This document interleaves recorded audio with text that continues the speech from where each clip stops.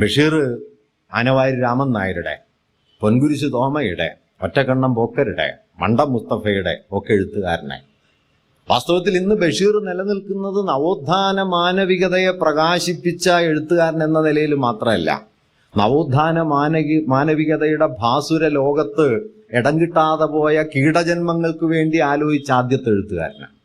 ബഷീർ എഴുതിക്കൊണ്ടിരുന്ന സമയത്ത് നവോത്ഥാന ഭാവനയുടെ പ്രസാദാത്മകതയ്ക്കകത്തു വച്ചാണല്ലോ ബഷീർ വായിക്കപ്പെട്ടത്.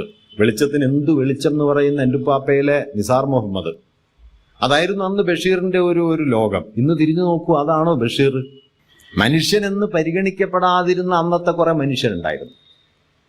ലുംബൻ പ്രോലിറ്റേറിയറ്റ് എന്ന് നമുക്ക് വേണമെങ്കിൽ ക്ലാസിക്കൽ ഭാഷയിൽ പറയാവുന്ന മനുഷ്യർ, കീടങ്ങൾ, പെറുക്കികൾ. ഈ പെറുക്കികൾക്ക് എന്ത് സംഭവിക്കുന്നു? ഒരു ഭിക്ഷക്കാരൻ ഒരു പെറുക്കി പ്രേമിക്കാൻ തുടങ്ങുമ്പോൾ എന്ത് സംഭവിക്കും? ഒരു ജയിൽപ്പുള്ളി പ്രേമിക്കാൻ തുടങ്ങുമ്പോൾ എന്ത് സംഭവിക്കും? ഒരു വേശ്യ അമ്മയായിത്തീരുമ്പോൾ എന്ത് സംഭവിക്കും എന്നതിൻ്റെ ഉത്തരമായിരുന്നു ശബ്ദങ്ങൾ. ബഷീർ അലഞ്ഞു തിരിഞ്ഞ് വീട്ടിൽ വരുന്നു. പാത്തുമ്മയുടെ ബഷീർ ഉമ്മയോട് ചോദിക്കും, ഉമ്മ ബഷീറിനോട് ചോദിക്കും, മോനെ 25 റുപ്യ വേണം. ബഷീറിൻ്റെ കയ്യിൽ പൈസയൊന്നുമില്ല. ബഷീർ എങ്ങനെയൊക്കെയോ തപ്പിപ്പിടിച്ച് 25 റുപ്യ ഉണ്ടാക്കി കൊടുക്കുമ്പോൾ ഉമ്മ മാറിയിരുന്ന് ആലോചിക്കുന്നത്, ഞാൻ എന്തൊരു മണ്ടിയാണ് 100 റുപ്യ ഒതുക്കിയായിരുന്നു. സ്നേഹം ഇല്ലാഞ്ഞിട്ടല്ല, സ്നേഹം ഉണ്ടായതുകൊണ്ടാണ്.